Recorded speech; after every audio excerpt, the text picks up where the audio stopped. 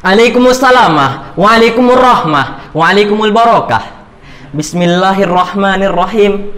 Assalamualaikum warahmatullahi wabarakatuh. Yang saya hormati Dewan Juri yang adil lagi arif dan bijaksana, serta seluruh peserta lomba pidato yang saya banggakan.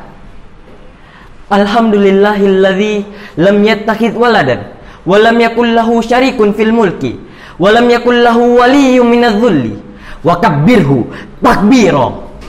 Wassalatu wassalamu ala asrafil anbiya'i wal mursalin wa ala alihi wa ashabihi ajma'in, amma ba'du.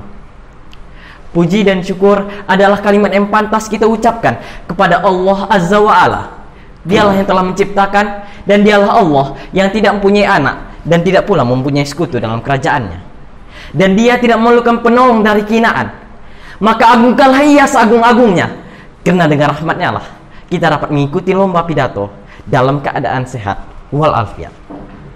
Tak lupa pula salawat dan salam kita junjung tinggikan kepada Nabi Muhammad sallallahu alaihi wasallam dengan mengucapkan Allahumma salli ala Muhammad wa ala ali Muhammad, yang telah membawa kita dari zaman kegelapan menuju zaman yang terang menderang, seperti yang dapat kita rasakan pada saat yang berbahagia ini. Saya Muhammad Andika Akbar Mardianto dari SMP IT Imam An-Nawawi Pekanbaru sebagai peserta lomba pidato yang diselenggarakan oleh MA Cendekia Bangsa ingin menyampaikan sebuah pidato dengan judul Dampak COVID-19 bagi dunia pendidikan.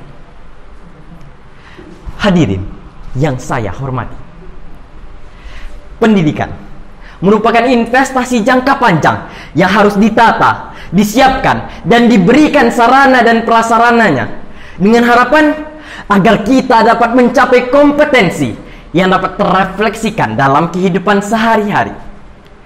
Pendidikan merupakan proses belajar untuk meningkatkan ilmu pengetahuan dan kemampuan dalam diri pribadi. Pendidikan bukan hanya tentang proses menerima transfer ilmu dari pendidik kepada peserta didik. Lebih dari itu, pendidikan bertujuan untuk meningkatkan sumber daya manusia dan mencetak generasi-generasi yang berkualitas. Hadirin yang saya hormati, pandemi COVID-19 yang berkembang di tengah pesatnya perkembangan teknologi saat ini mengingatkan saya pada suatu ayat.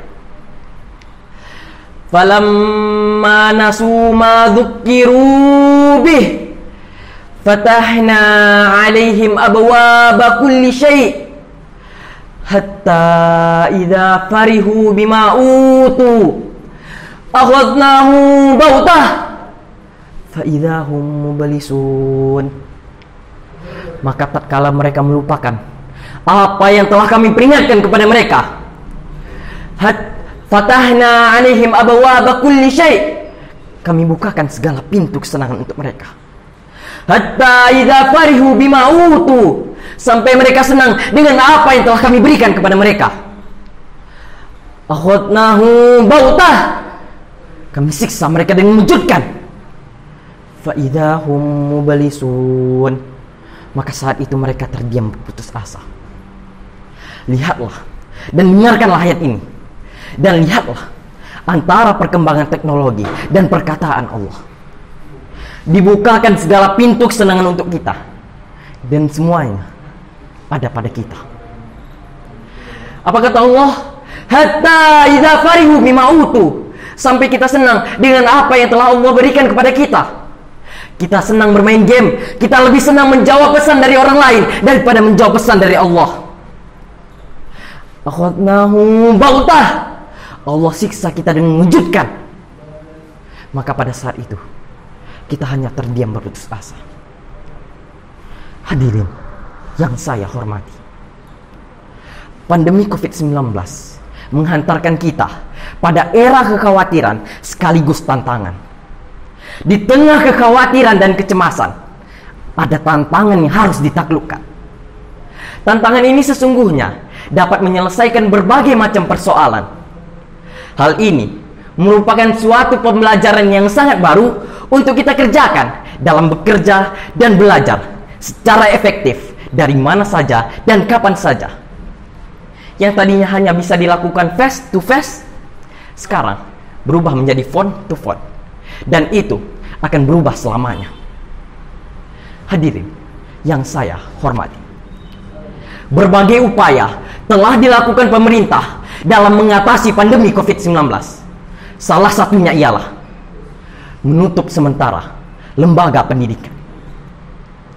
Penutupan sementara lembaga pendidikan sebagai upaya menahan pandemi COVID-19 berdampak pada jutaan pelajar di Indonesia.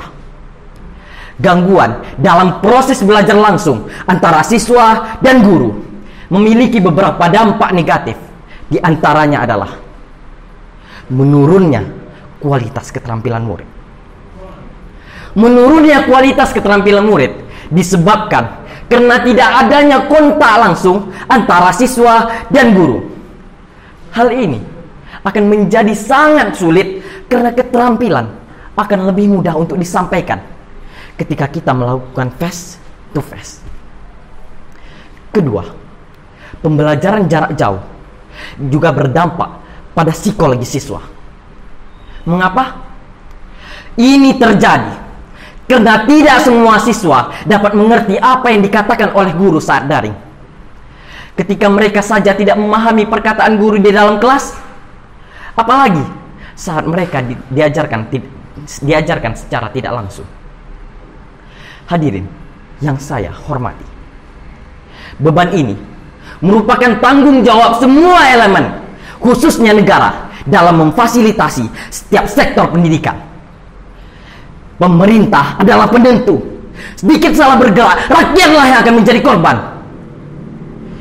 Bagaimana mestinya Indonesia merencanakan, mempersiapkan, dan mengatasi pemulihan COVID-19 untuk menekan kerugian dunia pendidikan di masa mendatang. Hadirin yang saya hormati, lantas bagaimana cara kita agar dapat mengatasi berbagai dampak negatif dari COVID-19 ini? Jawabnya adalah kita harus bisa memutus mata rantai COVID-19 dengan cara terus mematuhi protokol kesehatan seperti menjaga jarak, memakai masker, dan mencuci tangan dimanapun dan kapanpun engkau berada. Ayo kita bersama-sama berjuang, bersama-sama mematuhi protokol kesehatan. Cukup kesadaran kita menyelamatkan diri kita semua. Sekian pidato yang dapat saya sampaikan. Lebih dan kurang saya mohon maaf. Assalamualaikum warahmatullahi wabarakatuh.